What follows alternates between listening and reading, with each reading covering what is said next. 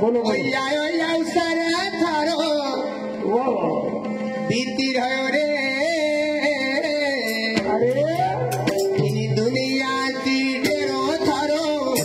रहो रे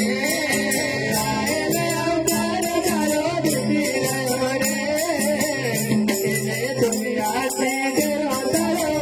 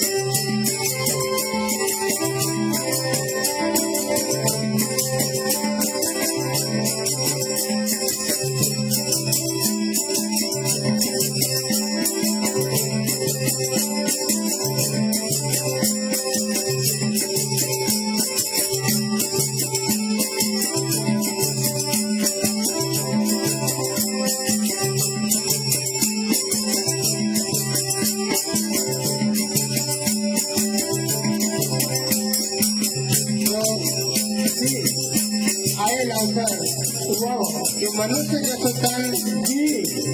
1,84,000 योनि में बात मिले भगवान शंकर गिरजा बराबर कहे मैं अनुभव अपना अपना अनुभव तुम्हारा सामने पेश करूँ कहे मैं अनुभव अपना सत्य हरि भजन जगत सब सपना संत लोग कई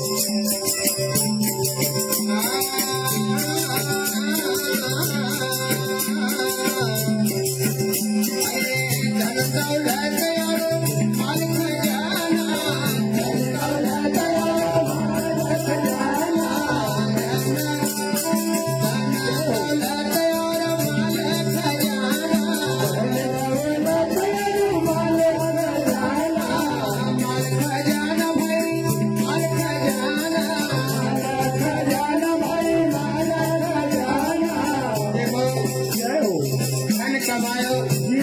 पूरा जीवन माया का संग लगायो चली वो पर आज हुआ हुआ अरे खाली हाथ भाई जाई रहो रे दुनिया के रखो मुठी रहो रे ओ भाई भाई हाथ टूटे जाए रे दुनिया के करे वो रे खाली हाथ तो जाई रहो रे भाई दुनिया के रखो मुठी रहो रे अरे हाथ टूटे जाए रे दुनिया के रे